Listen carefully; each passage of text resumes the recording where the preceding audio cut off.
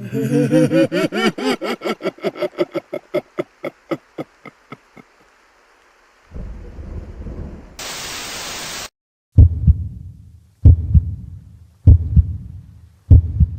if the dreams you can't quite remember aren't dreams at all, but memories of places you visit while your conscious mind sleeps? How many times have you woken with inexplicable bruises, dirt under your fingernails, or the exhaustion of someone who spent the night walking miles instead of resting peacefully in bed? When sleep researchers tell us that we spend a third of our lives unconscious, do they ever consider that our sleeping selves might be living entirely separate existences in those lost hours? In sleep clinics across America, doctors are discovering patterns in their patients' brain activity that suggest something deeply disturbing. What we call dreaming might actually be a form of travel to places that exist alongside our waking world, and some people never quite manage to come all the way back. Dr.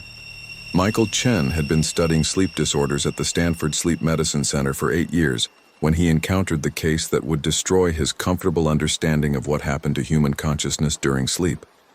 The patient was a 36-year-old software engineer named David Reeves, who had been referred to the clinic after 6 months of progressively worsening insomnia, combined with episodes of extreme fatigue that left him unable to function during waking hours.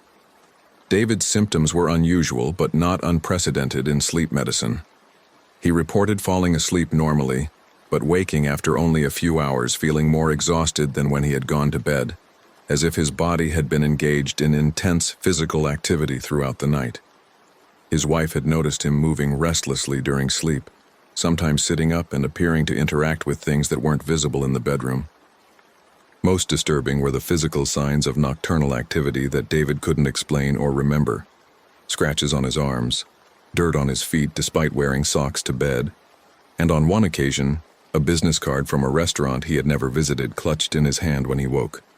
The initial sleep study showed normal patterns during the first few hours after David fell asleep, with his brain activity progressing through the expected stages from light sleep into deep sleep and REM cycles. But around 2 a.m., something changed dramatically.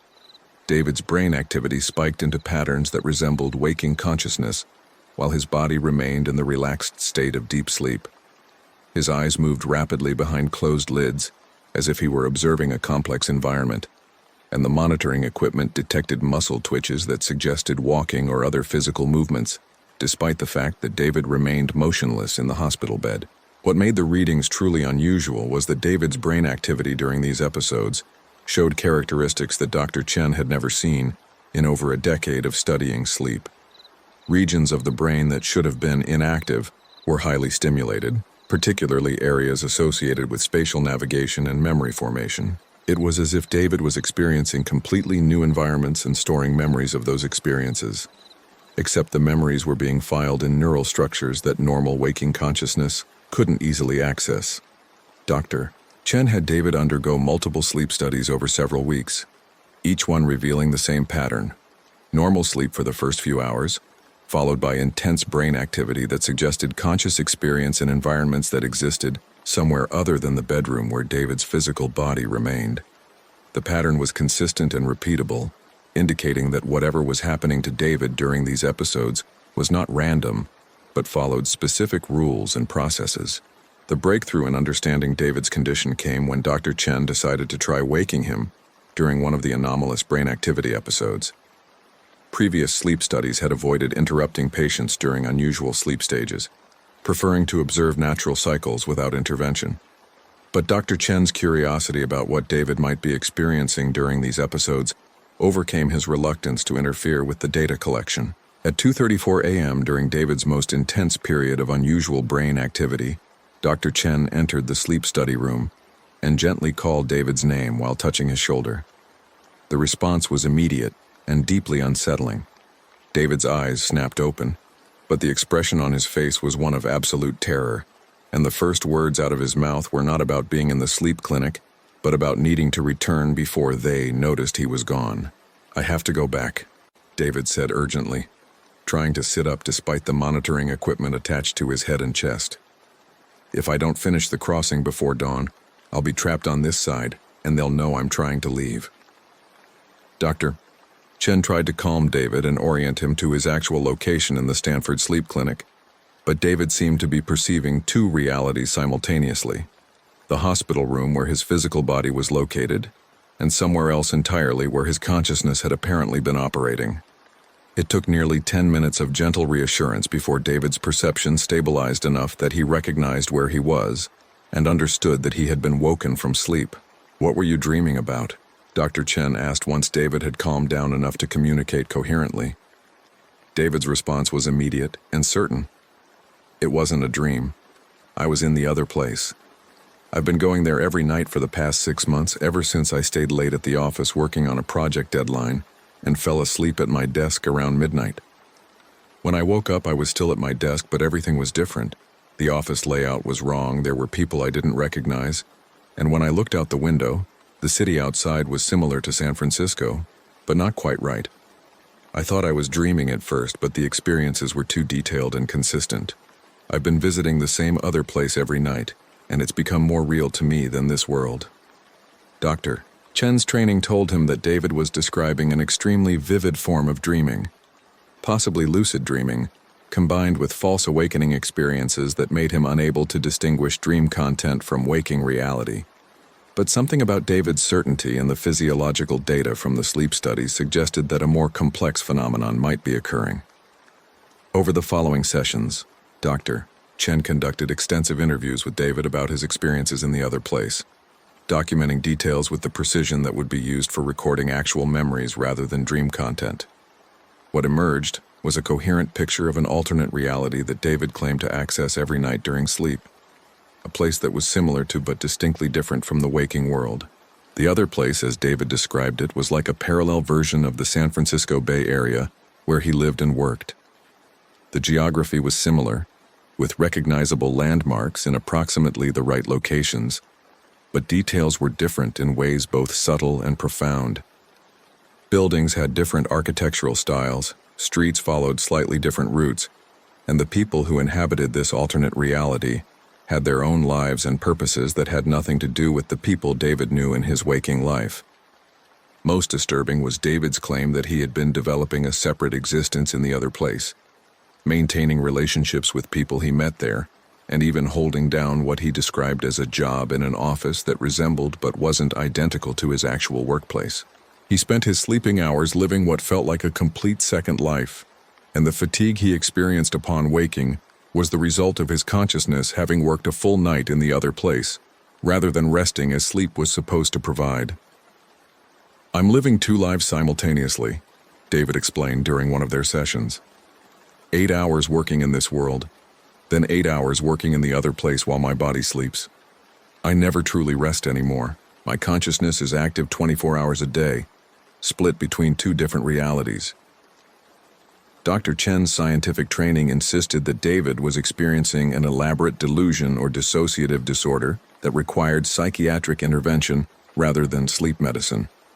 But the physiological data from the sleep studies supported David's claims in ways that were difficult to dismiss. The brain activity patterns during David's visits to the other place were consistent with actual experience, rather than typical dreaming. And the neural structures being activated were exactly those that would be engaged if someone was actually navigating physical environments and interacting with real people. Dr. Chen decided to expand the study to determine whether David's experience was unique or if other patients might be having similar episodes of consciousness that operated independently of their sleeping bodies. He began screening patients in the sleep clinic for signs of the unusual brain activity patterns that characterize David's condition, looking for others who might be visiting the other place or similar alternate realities during sleep. The screening revealed that David was not alone.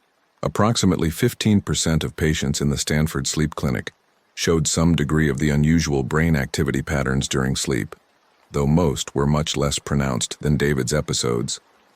Many of these patients reported symptoms similar to David's: unexplained fatigue despite adequate sleep time, vague memories of activities they couldn't quite recall, and physical signs of nocturnal exertion that their sleeping bodies shouldn't have been capable of producing. Dr. Chen began conducting detailed interviews with these patients, documenting their experiences during sleep and looking for patterns that might explain the phenomenon.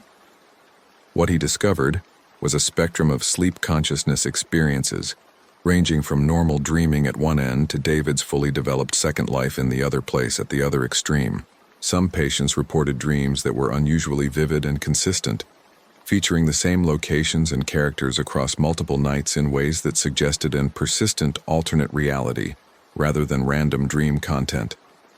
Others described experiences similar to David's but less developed, visiting places that felt real during sleep, but that they couldn't quite remember upon waking. A few patients, like David, maintained fully conscious experiences in alternate realities during sleep, living complete second lives that were as detailed and meaningful as their waking existence. The common factor linking all these experiences was the unusual brain activity pattern that Dr. Chen had first observed in David's sleep studies. During episodes of access to alternate realities, patients' brains showed activation patterns that suggested genuine experience rather than typical dreaming, with memory formation and spatial navigation systems engaged as if the patients were actually moving through real environments and storing memories of those experiences. Dr. Chen's investigation into the neurological basis for these experiences led him to collaborate with physicists and consciousness researchers who were studying theories about the nature of reality and human perception. Some theoretical physicists had proposed that consciousness might not be confined to physical brains, but could exist in quantum states that allowed it to operate across multiple dimensions or realities simultaneously. According to these theories, what we experience as dreaming might actually be our consciousness briefly accessing alternate realities that exist alongside, but separate, from our waking world. Most people's consciousness remained anchored firmly enough to their physical bodies that these experiences registered only as fragmentary dreams upon waking. But some individuals, like David and the other patients Dr. Chen had identified, had consciousness that was less firmly anchored, allowing them to maintain more sustained and coherent experiences in alternate realities during sleep. The implications were staggering. If these theories were correct, then sleep was not simply a period of rest and neural maintenance, but a time when human consciousness regularly traveled to other realities, bringing back experiences that were usually dismissed as mere dreams because waking minds couldn't process or remember them clearly. Dr. Chen decided to conduct an experiment that would test whether patients' experiences in alternate realities during sleep were genuine rather than elaborate fantasies. He asked David and several other patients who reported consistent access to the other place to attempt bringing back specific information that could be verified: names, dates, details about locations that they couldn't have known through normal means. The results of this experiment were both fascinating and deeply unsettling. David reported that he had deliberately visited a library in the other place and recorded the titles of books on a specific shelf. Books that dealt with historical events that had occurred differently in that reality than in the waking world. He provided detailed descriptions of these alternate histories, including dates and names that were similar to but not identical to actual historical figures and events. Dr. Chen couldn't verify whether these alternate histories actually existed in another reality, but the internal consistency and detail of David's reports suggested that he was accessing some kind of coherent information source rather than simply fabricating content. Other patients provided similar reports of information gathered from the alternate realities they visited during sleep, creating a dataset that was too detailed and consistent to be easily dismissed as fantasy or confabulation. The most compelling evidence came from a patient named Sarah Mitchell, who reported that she had been visiting the same alternate reality during sleep for over 2 years. Sarah had developed such detailed knowledge of this reality that she could draw maps of neighborhoods, describe the layouts of buildings, and provide information about the people she regularly encountered there. Dr. Chen tested Sarah's memory by asking her to navigate through this alternate reality during a sleep study, describing what she was seeing as if she were giving directions to someone following her. Sarah's descriptions were remarkably consistent across multiple sessions, suggesting that she was indeed accessing a persistent environment rather than generating random dream content. She could describe the same locations from different approaches, note changes that had occurred over time, and provide details about the alternate realities version of San Francisco that remained consistent even when tested weeks apart. But the most disturbing aspect of Dr. Chen's research came when he discovered that patients who accessed alternate realities during sleep were beginning to show signs of physical trauma that corresponded to experiences they reported having in those other worlds. David developed a scar on his forearm that he claimed came from an accident in the other place, even though the injury had never occurred to his physical body in the waking world. Sarah experienced persistent pain in her shoulder that had no apparent physical cause, but that she attributed to being injured during an incident in the alternate reality she visited. The appearance of physical symptoms that originated in alternate realities suggested that the connection between sleeping consciousness and waking bodies was more complex than simple dreaming could explain. If experiences in other realities during sleep could cause actual physical effects in waking bodies, then the boundary between these realities was more permeable than Dr. Chen had initially believed. Dr. Chen's research into sleep consciousness phenomena was approaching a crisis point when David failed to wake from a sleep study session. At 6 a.m., when the monitoring technician entered the room to wake David and disconnect the equipment, he found David still deeply asleep with brain activity patterns that suggested intense conscious experience in the other place. Normal waking procedures, calling his name, gentle shaking, even loud noises, failed to rouse him. Dr. Chen was called in immediately and found David's vital signs stable, but his consciousness apparently fully engaged in the alternate reality he accessed during sleep. The monitoring equipment showed continuous high-level brain activity consistent with David's experiences in the other place, but there was no response to external stimuli that should have been sufficient to trigger waking. "He's not waking up because he doesn't want to," Sarah Mitchell suggested when Dr. Chen consulted with her about David's condition. Sarah had become an informal expert on navigating alternate realities during sleep, and had developed theories about why some people had difficulty returning to waking consciousness. The other place can become more real and more meaningful than this world, especially for people like David, who've been spending so much time and energy there. He might have reached a point where he prefers to remain in that reality rather than return to this one. The possibility that David had chosen to remain in an alternate reality rather than return to his waking life raised profound questions about the nature of consciousness and identity.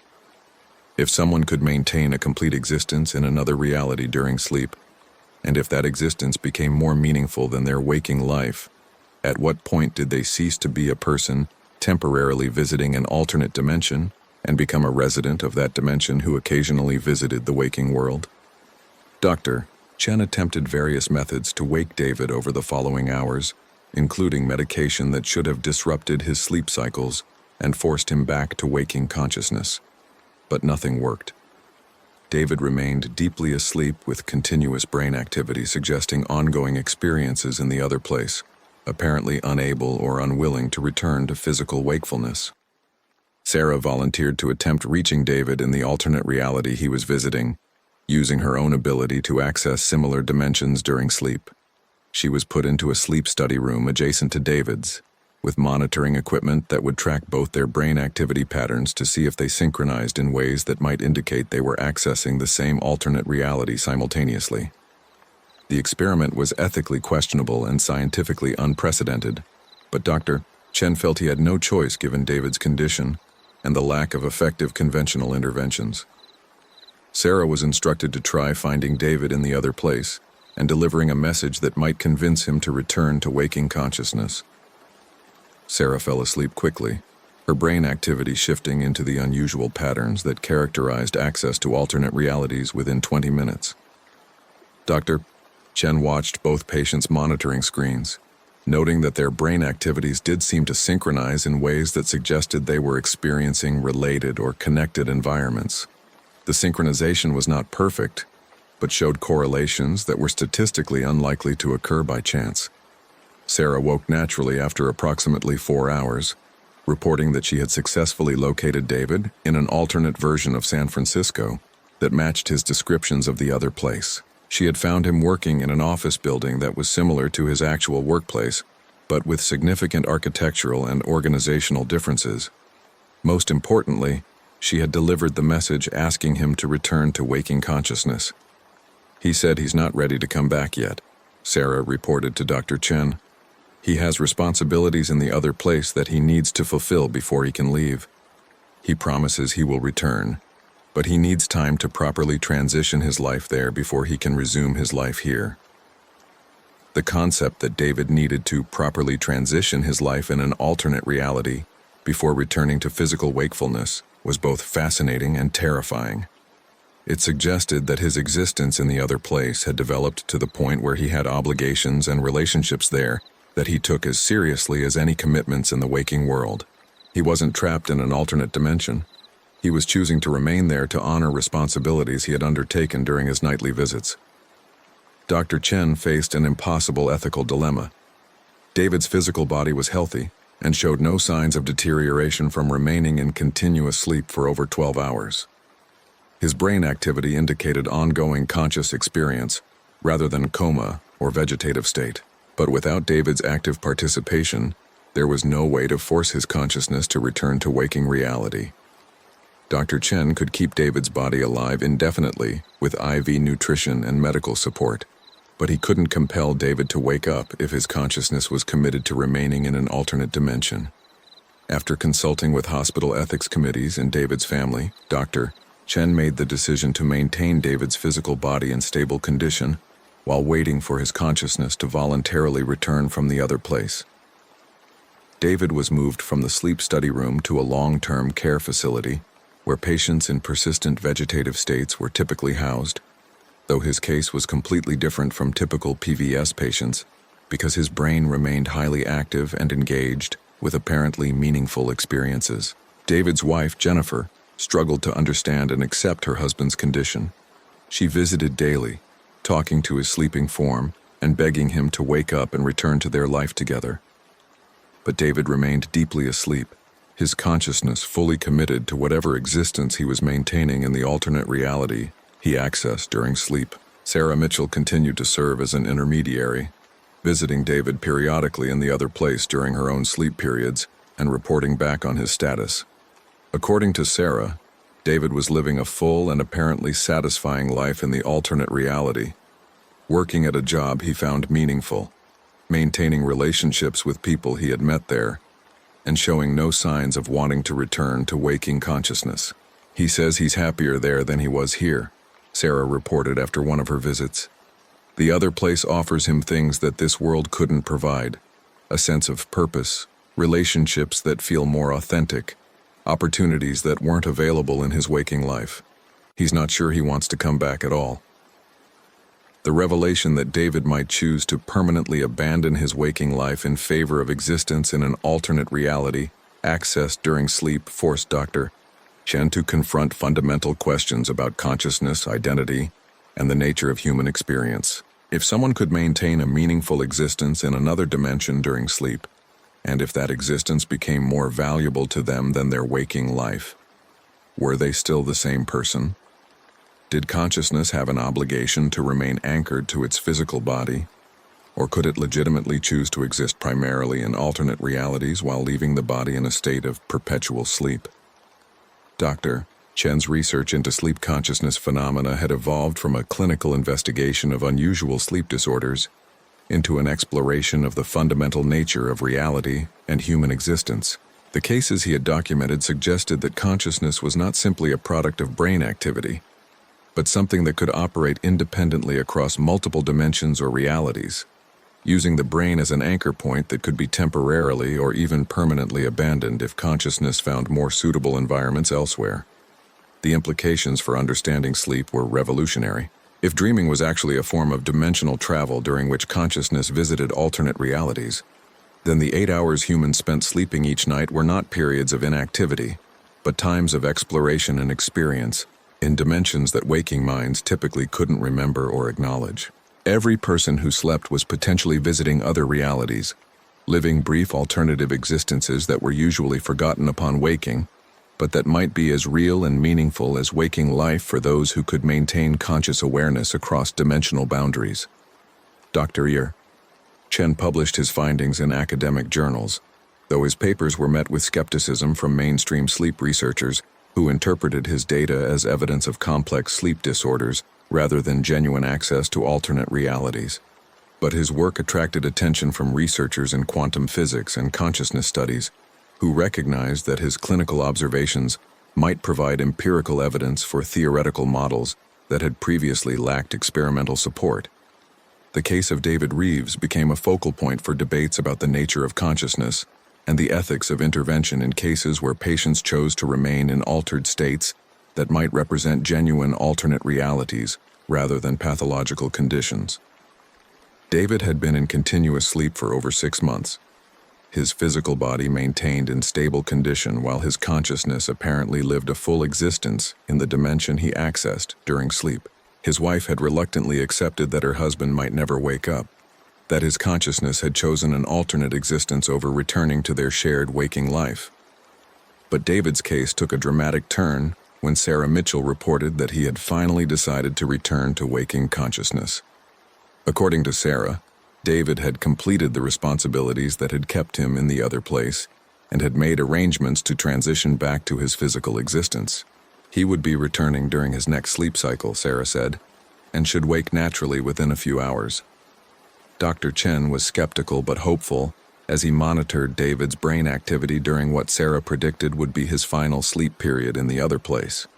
For the first 5 hours, David's brain showed the same patterns of high activity that had characterized his extended stay in the alternate reality. But around 3 a.m., the patterns began to change, showing signs of consciousness preparing to disengage from the alternate reality and return to the physical body. At 6:15 a.m., exactly 6 months and 2 days after he had failed to wake from a routine sleep study, David Reeves opened his eyes and returned to waking consciousness. The monitoring equipment confirmed what Dr. Chen's observations suggested. David was genuinely awake, oriented to his physical location, and capable of communicating about his experiences. "I'm back," David said simply, his voice hoarse from months of disuse. "I finished what I needed to do there, and I'm ready to be here again." David's return to waking consciousness after 6 months of continuous sleep was medically unprecedented. But his experiences provided valuable insights into the nature of consciousness and its relationship to sleep and alternate realities. During extensive debriefing sessions with Dr. Chen, David described his life in the other place with remarkable detail, explaining that he had maintained a complete existence there that was as real and meaningful as his waking life had ever been. "The other place isn't a dream or fantasy," David insisted. "It's another reality that exists alongside this one, accessible through sleep for people whose consciousness can navigate dimensional boundaries. I was living a real life there, with real relationships and real responsibilities. I came back because I have commitments here too, but the other place will always be part of who I am now." David's experience and eventual return suggested that consciousness could indeed operate across multiple realities, choosing where to focus its attention and awareness based on where it found meaning and purpose. His 6-month stay in the other place demonstrated that consciousness was not permanently bound to physical bodies but could choose alternative existences if those alternatives provided greater satisfaction or fulfillment. But David's return also revealed the costs of maintaining consciousness across multiple realities. He described feeling torn between two worlds, committed to both but unable to exist fully in either.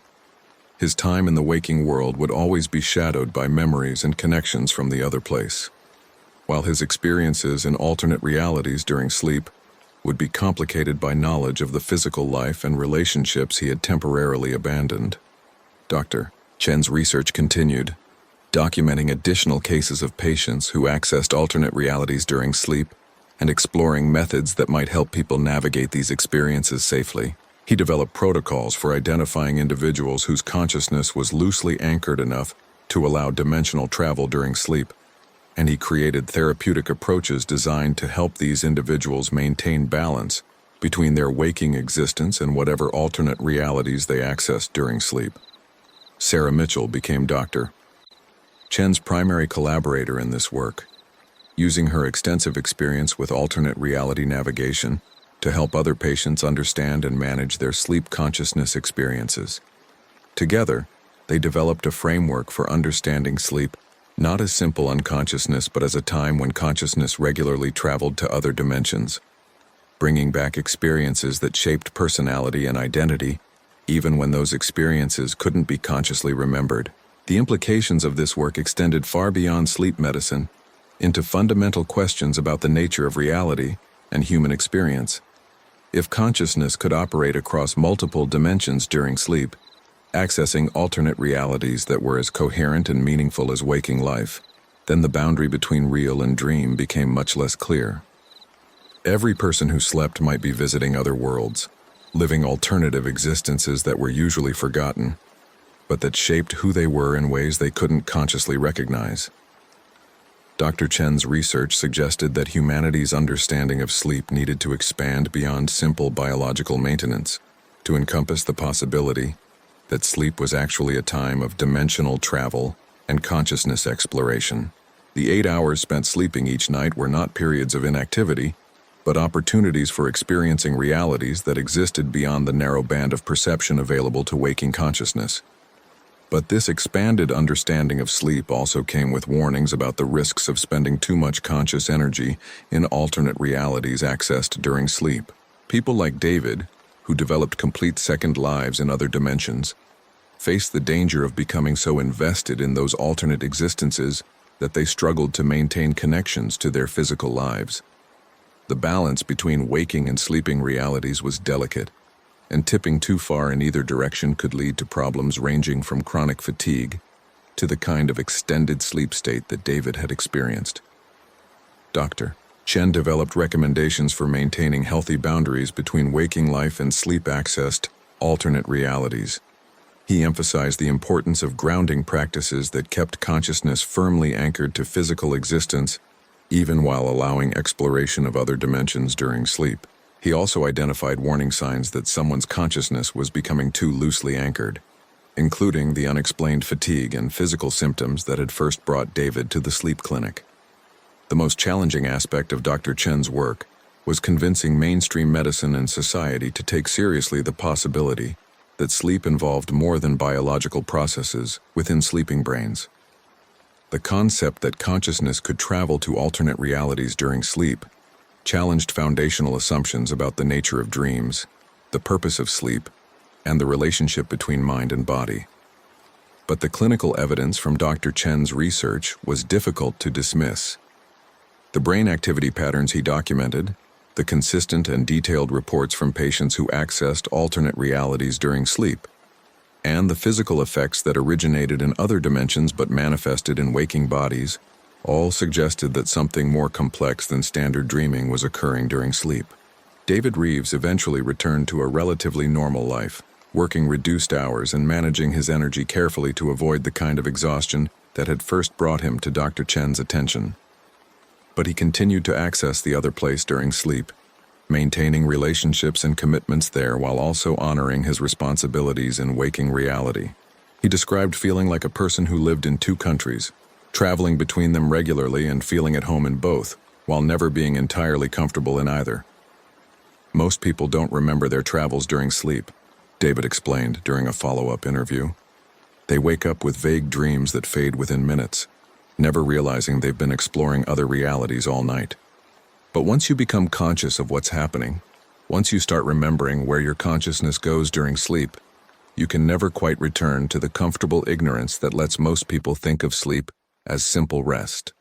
Sarah Mitchell continued her work with Dr. Chen, while also maintaining her own extensive existence in the alternate realities she accessed during sleep. She described her sleeping life as equally important as her waking existence, with relationships, projects, and purposes in other dimensions that gave her life meaning and depth that purely waking existence couldn't provide. "I'm living multiple lives simultaneously," Sarah said. "My waking life is just one aspect of who I am. The person I become during sleep, the places I visit, the things I learn, they're all part of my complete identity. Trying to confine my consciousness to just waking reality would be like trying to live with only one arm or one leg. I need all my existences to be fully myself." Dr. Chen's research had revealed that sleep was a doorway to experiences and existences that most people never consciously recognized.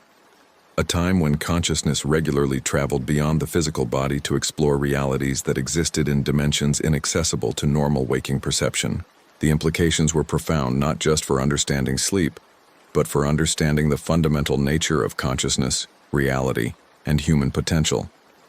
Every night, when people lay down to sleep and surrendered to unconsciousness, their awareness was potentially traveling to other worlds, living alternative existences, gathering experiences and knowledge that shaped them in ways their waking minds could never fully remember or acknowledge.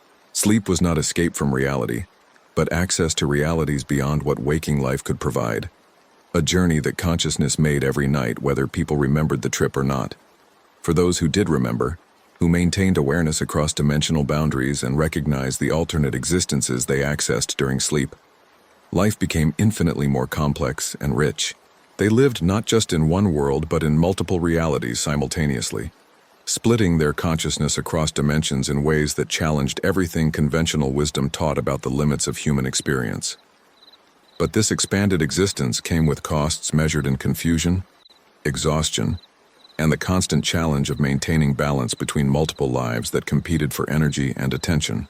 People like David and Sarah had gained access to experiences beyond normal human limitations, but they had also lost the simple certainty that came from believing in a single, stable reality that remained constant, whether one was awake or asleep. Dr. Chen's final paper on sleep consciousness phenomena concluded with a warning and an invitation. The warning was that deliberately developing awareness of alternate realities accessed during sleep could destabilize people's sense of identity and make conventional waking life feel hollow and incomplete by comparison. The invitation was to recognize that sleep offered opportunities for growth, exploration, and experience that humanity had barely begun to understand or utilize. "We spend a third of our lives sleeping," Dr. Chen wrote. "For most people, that time is lost to consciousness, remembered only as fragmentary dreams that fade quickly upon waking. But that time need not be lost. With training and awareness, people can learn to maintain consciousness during sleep, accessing the alternate realities that exist alongside our waking world. Whether this represents genuine dimensional travel or some previously unrecognized form of dreaming, the experiences are real to those who have them and can provide depth and richness that purely waking existence cannot offer. But those who choose to develop this awareness must understand the costs and risks involved. Living across multiple realities is demanding and can lead to the kind of existential confusion and identity fragmentation that we've documented in this research. The choice to maintain consciousness during sleep and explore alternate realities is not for everyone, and those who make that choice must be prepared for lives that are infinitely more complex than the simple cycle of waking and sleeping that most people experience. Sleep is a mystery that we are only beginning to understand. Our research suggests that it is far more than biological maintenance or mental processing of daily experiences. It is a doorway to dimensions of existence that challenge everything we think we know about consciousness and reality. Where that doorway leads and what we might find on the other side remains to be explored. But the journey has already begun for those brave or foolish enough to remain conscious while they sleep. If this unsettling revelation about what might really be happening during those 8 hours you spend unconscious every night has made you question whether your own dreams might be something more, you're beginning to understand what researchers like Dr. Chen have discovered. Have you ever woken up more exhausted than when you went to bed, as if your body spent the night in activity you can't remember? Do you have recurring dreams of places that feel more like memories than imagination? Have you ever found unexplained marks on your body after a night of particularly vivid dreams? Share your own experiences with dreams that felt too real to be just dreams in the comments below. Your story might help others understand that they're not alone in suspecting that sleep takes us to places our waking minds can't quite remember. And if this account has made you wonder whether the third of your life spent sleeping might actually be time spent living entirely different existences in dimensions beyond our normal perception, hit that subscribe button to explore more mysteries about the hours we spend unconscious and the places our consciousness might travel while our bodies rest. Because sometimes the scariest realization isn't that monsters might be hiding under the bed, it's that you might not be resting there at all.